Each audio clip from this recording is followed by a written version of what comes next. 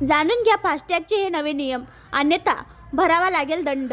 17 February 2024 पासून देशात राष्ट्रीय महामार्गावर टोल टॅक्स शुल्क अदा करण्यासाठी नवीन फास्टॅगसाठी नवीन नियम लागू झालेले आहेत। नॅशनल पेमेंट कॉर्पोरेशन ऑफ इंडियाने देशात फास्टॅगचे नवीन असे बॅलन्स व्ह्युलेशन नियम जारी केल्यानंतर या नियमांना लागू करण्यात आले आहे। या नियमांचे उद्देश राष्ट्रीय महामार्गावर असलेल्या टोल प्लाझांवर आर्थिक व्यवहार सुलभ करणे आणि फास्टॅगमध्ये आर्थिक फसवणूक रोखणे आहे। यानंतर आता टोल नाक्यावर फास्टॅग संबंधात दंड आकारण्यासाठी खाजगी वाहनधारकांनी आणि प्रवास करणाऱ्या प्रवाशांना आता फास्टॅग बाबत नवीन नियमामुळे जास्त काळजी घ्यावी लागणार आहे।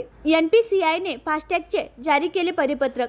यासाठी नॅशनल पेमेंट कॉर्पोरेशन ऑफ इंडियाने 28 जानेवारी 2025 रोजी नवीन नियमासंदर्भात सर्क्युलर जाहीर केले आहे। यात टोल प्लाझावर टोल अदा करण्यासाठी वाहनावर लागलेला फास्टॅग स्कॅन झाल्यानंतर निर्धारित वेळेत फास्टॅगमधून आर्थिक व्यवहार होणार आहे। यासाठी APCIने 2 अटी लागू केल्या आहेत। यामध्ये फास्टॅग स्कॅन करण्यापूर्वी 8 मिनिट आणि तो ॲक्टिव्ह झाल्यानंतर 10 मिनिटे अशा 2 अटींचा समावेश आहे। या निर्धारित वेळेत टोल प्लाझांवर वाहनांचे पोहोचवण्यापूर्वी 1 ते 1.5 तासापेक्षा जास्त काळ फास्टॅग आणि ब्लॅकलिस्ट अकाउंट, हॉटलिस्टेड फास्टॅग अकाउंट आणि कमी बॅलन्स असणारे अकाउंट असले तर तात्काळ नाकारले जाईल। फास्टॅग डिॲक्टिव्ह झाल्यावर 10 मिनिटपर्यंत तो अकाउंट ब्लॅकलिस्ट असल्यास सुद्धा टोलचे या परिस्थितीत सिस्टीम एअर कोड 176 दाखवले जातील आणि दंड म्हणून आता टोल शुल्काच्या रक्कम दंड जोडून शुल्क आकारण्यात येणार आहे।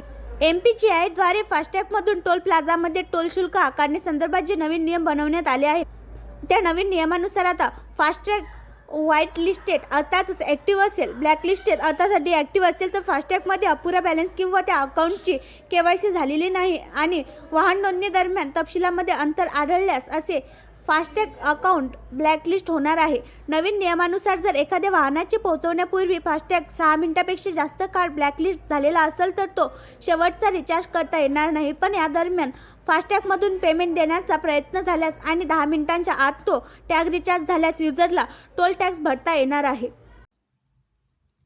आणखी नवीन व्हिडिओ पाहण्यासाठी आमच्या देशमुख एक्सप्रेस न्यूज चॅनलला सबस्क्राईब करा, लाईक करा आणि शेअर करा।